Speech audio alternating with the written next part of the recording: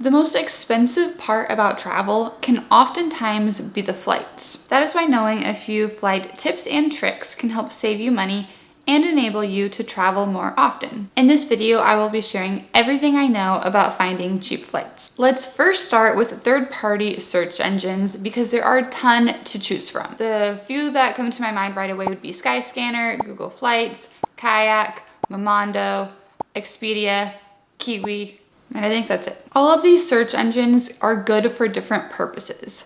Kayak is good for looking at a map to anywhere. Skyscanner has a similar feature and you could browse by the whole month to see the cheapest dates to fly. Kiwi is good for multi-city flights, and Skip Lagged will show you flights that have a layover in the city you want to go to. Then you just get off on that layover without continuing on towards the final destination of the flight. This can save you so much money that Skip Lagged has actually been sued by United and I think Orbitz as well. However, those cases were thrown out, so they won the case, so it is technically legal. However, I want to put a disclaimer out there because I do not necessarily recommend this, and here's why. Number one, airlines don't like this, and they've been trying to get people in trouble for it lately. I've even seen some headlines that they are trying to sue passengers. Another reason is because airlines, especially American-based airlines from my experience, have been taking personal items at the gate. You know how if you're not like the first one to get on the plane, they like to take your carry-on?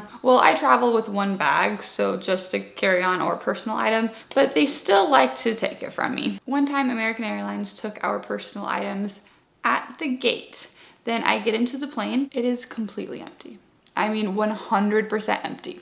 I think they took everybody's bags because there was a ton of room. Not a single overhead storage had a single bag in it. So airlines are catching on to this, so it's not a good idea. Another very important flight tip is to always browse in Incognito. Search engines and airline websites know when you are searching for a specific destination and will up the price the next time you search for that destination. They want you to think the price is going up to cause you to panic, so you'll buy the ticket. If you've already looked for your flights without looking in Incognito, then you'll need to clear your cookies. My most important tip is to be flexible. This tip will save you the most amount of money while doing the least amount of work, and this is how I get pretty much all of my flights. This means having flexible dates. Certain days are cheaper to fly than others, so having flexible dates will help you score a better deal by being able to fly on those cheaper dates. Even more important than flexible dates, in my opinion, is having flexible destinations. Now, this only works for people with a significant wanderlust like me, but why not go where the deals already are? So today I'm at LA and I'm flying into Serbia. I like to search to everywhere with any dates and just find the cheapest flight to anywhere. I like to use a Skyscanner for this. I will set my location to anywhere and click on whole month. But I know sometimes we need to go to that specific destination, so the rest of my tips will be focused on that. This topic gets brought up a lot, so I thought I would address it. It is when to fly. Now, you may have heard rumors that it's best to look on Tuesdays because that's when airlines release their new tickets. I personally haven't seen this to be true. I think more important than when you're browsing is the actual dates you fly on. Tuesday, Wednesdays, and Saturdays are typically cheap dates to fly out on. However, it does vary and it does depend when booking flights. Even the rules kind of change, which is why I like to look up the cheapest dates of the month to fly on. Honestly, if you take anything out of this video, look up the cheapest dates to fly on. Flights also tend to be cheaper about 6 weeks before departure. I know that there's a lot of rumors that if you wait till the last minute, you could get a cheap flight because they'll go on sale. I personally found this to be more true if you have a flexible destination. That's how I get a lot of my flights. But if you have a specific destination in mind, the flights could go down or the flight prices could go up, so it's kind of a risky game. It's best to buy it about 6 weeks before departure. Then basic supply and demand. Flights are going to be cheapest when nobody else wants to fly. So those flights that are really early in the morning before 6 a.m., the red-eye flights, those are going to be cheapest. The most expensive days to fly are usually on Fridays and Sundays. This is because a lot of people go on weekend trips. It's also expensive to fly around holidays, with an exception usually of the holiday itself. Another flight hack is to simply embrace layovers. Layovers will typically be cheaper than flying direct, with long layovers being the cheapest deal. This is why I always end up with really long layovers.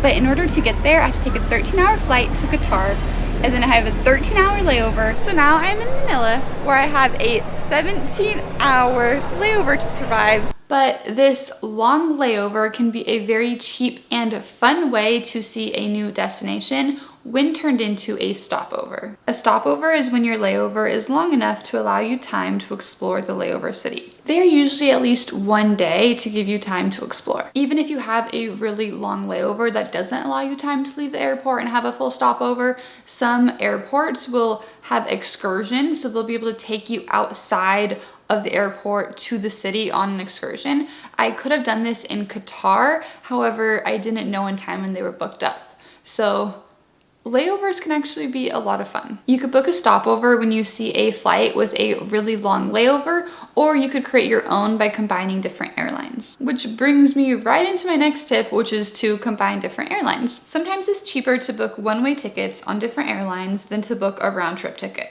especially if you create your own stopovers, as I mentioned earlier. An example. I could get a flight from LA to somewhere like London, where it's typically cheaper to fly from LAX. I could spend a few days in that city. Then once in London, I could take a budget airline to my final destination for a much cheaper price and combine two cities at the same time. Even without stopovers, this method can work for a round-trip flight. Jen and I used this method when we flew to New Orleans. We were searching for flights our points would cover when we discovered it was best to take one airline there and another airline back. Which again brings me right into my next point of travel hacking. I am not a travel hacker myself, but I do have a travel credit card. This travel credit card allowed me and Jan to get that free flight that I was just talking about to New Orleans to experience Mardi Gras, which was a once-in-a-lifetime experience. You could also sign up for frequent flyer programs. I have found it much easier to rack up points on a travel credit card, but signing up for airlines that you fly often can't hurt either. Another tip that I don't think enough people know about is that larger airports tend to have cheaper flights.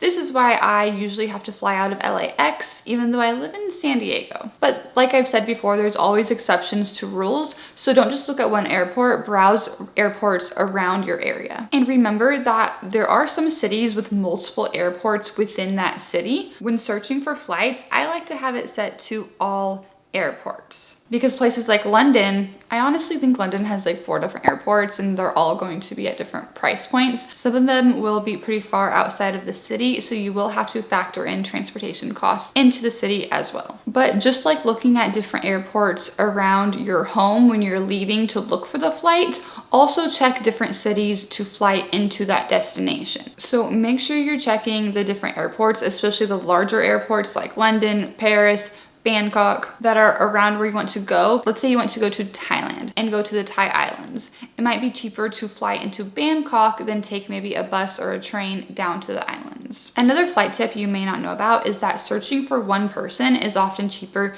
than searching for multiple people. This is because airlines sell their seats in tiers, and once one tier is gone, it will only show you the next highest tier. So just search for one person, and then once you go to actually book it, then just change the number to however many people are in your family or that you're traveling with. If you have a very set location and very specific dates in mind, I would recommend signing up to get email notifications when the flight price changes. There are different ways you could do this and different websites you could use, but I like to use the app Hopper. Another tip is to sign up for the airline email lists. This is where airlines give their biggest discounts, and they will notify you first, which gives you a chance to book the flight at that price before the deal is gone. There are other websites you could sign up for as well, which will notify you when there is a very cheap deal. A lot of these websites will track airfares. An airfare is exactly what it sounds like. It is when an error is made and they set the price for the flight at an alarmingly lower price than they meant to set it at. This could be due to a conversion error, or it could even be done just from human error. So maybe the flight was supposed to be $700, but they left off a zero and now suddenly it's $70. These typically go really fast, so you have to be quick to snag that deal. So signing up for email alerts is usually the best way to do it, unless you take a lot of time just to browse through flights all the time. To find airfares, you could check out the websites Scott's Cheap Flights, Airfare Watchdogs, and Fare Drop by YouTubers Kara and Nate. The one I use is Scott's Cheap Flights. You sign up for the email list and they send you notifications, and you could even have them watch a specific location for you, and they can notify you whenever a very cheap flight is found. If you don't want all of these email notifications, there's a website called secretflying.com. You don't need to sign up for it. You could just regularly go and check to see if there's any airfares that you would like to take advantage of. From my experience, most of these flight prices that are posted are not airfares, they're just very cheap deals. If you do happen to get an airfare though, there are a few things to keep in mind. It is possible that the airline can notice and can cancel your flight.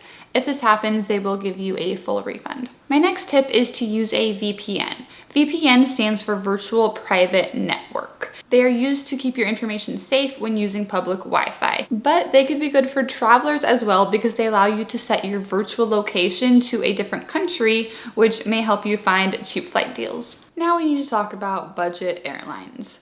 Budget airlines are airlines that offer lower fares than traditional airlines, and these deals can be crazy cheap.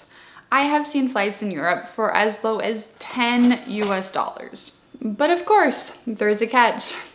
They are not going to provide you food or drinks, not even water. There's also no entertainment, so there's no screens for you to watch. But as always, you could bring your own form of entertainment like books or your own laptop. They also charge you for everything and have very strict rules. You are not allowed both a personal item and a carry-on. You can only have one bag, and this has to be in the carry-on capacity, and a lot of times their carry-on capacity is going to be much stricter than traditional airlines. I've never been charged at the gate, but I do know that they do sometimes charge at the gate. If you're getting on the flight and they notice that your personal item is too big or too heavy, sometimes they'll take it, they'll weigh it, they'll be all strict about it, and then they'll charge you so much money for that being overweight, and because they had to charge you at the gate. They try to get you on other things too, not just on your personal item. They'll try to get you on check-in fees. So sometimes if you don't check in online, if you check in there, they'll charge you. So there's a few things to look out for, and make sure you do your research before just booking that budget airline. But if you are within all of the requirements, it can be a very cheap way to travel. Another tip is to look into travel packages. This is when a website will combine your flights, hotels, sometimes even excursions, and they'll do it for a very reasonable price. If you're set on going just on a 1-week vacation or a short trip, this can be perfect, and it could help you save you so much money. You could check websites like Expedia and Kayak, or you could look into a website called Travel Pirates, which also has really good deals. You could even check Groupon or even Costco Travel. When searching for flights, make sure you also check some airline websites, because they don't always put their best deals on the search engines, or the search engines might miss some. This is true for large airlines as well as small airlines. Search engines might miss smaller airlines, which is why it's important to visit the airline's website to see what airlines fly to that airport at the destination you want to go to. Then go to those websites and search for those deals. My last tip is to check social media. You could follow accounts like Skyscanner, Google Flights, Secret Flying, and other websites I've mentioned today on Instagram or Twitter, where they will notify you of flight deals as well. Now, to wrap it all up, I just want to reiterate that my #1 tip for finding cheap flights is to simply have flexible dates and flexible locations. I hope you found this video helpful. I've heard from friends and family, some crazy, ridiculous story about flights being way more than they should. So please, please stop overpaying for flights. If you have any other cheap flight tips that I didn't mention, please leave them in the comments below because I am also always looking for ways to save money on travel. Thank you for watching, and I will see you on the next adventure.